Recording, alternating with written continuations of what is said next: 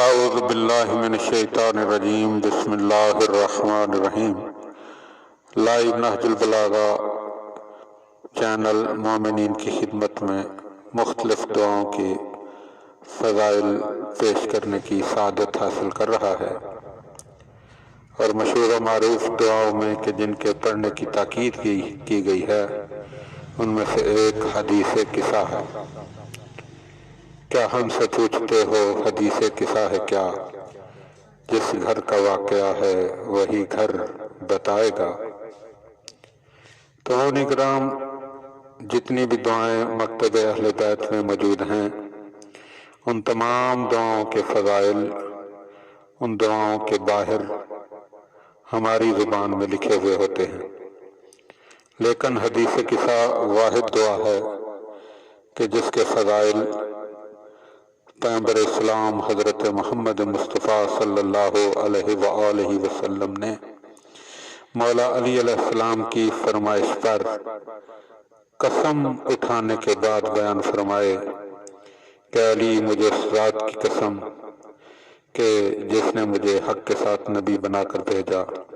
اور مجھے اپنی رسالت کے لیے منتخب فرمایا، اس زمین پر جہاں بھی حدیث قصہ پڑھی جائے گی اور وہاں پر ہمارے ماننے والے اور ہمارے پیروکار موجود ہوں گے تو ان پر اللہ کی طرف سے ملائکہ نازل ہوں گے، اور وہ ملائکہ ان کے لیے استغفار کریں گے جب تک وہ وہاں سے بکھر نہیں جاتے۔ اور پھر دوبارہ قسم اٹھانے کے بعد پیغمبر اسلام صلی اللہ علیہ وآلہ وسلم ارشاد فرماتے ہیں کہ یا علی، جس زمین کے حصے پر بھی ہماری اس حدیث کا ذکر ہوگا اور وہاں پر ہمارے ماننے والے اور ہمارے پیروکار یعنی شیعہ موجود ہوں گے تو ان میں سے جو غمگین ہوگا اللہ اس کے غموں کو دور فرمائے گا، جو محزون ہوگا اللہ اس کے حزن و ملال کو دور فرمائے گا، اور جو کسی حاجت کا طلبگار ہوگا اللہ اس کی حاجت کو پورا فرمائے گا۔ تو مومنین کرام، یہ بڑی ہی بافضیلت دعا ہے، اس سے ہمیں غافل نہیں رہنا چاہیے۔ اور جو تجربے میں آیا ہے کہ اگر کسی کو شک ہو کہ جادو وغیرہ کا تو وہ اس حدیث میں مداومت کرے، یعنی اس کو بار بار پڑھے، تو خداوند عالم اس مقام سے جادو کے اثرات کو اس حدیث کی برکت سے جو ہے وہ دور فرما دیتا ہے۔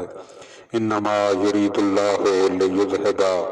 عنکم الرجس اہل البیت ویطہرکم تطہیرا۔ اللہم صل علی محمد وآل محمد وعجل فرج آل محمد۔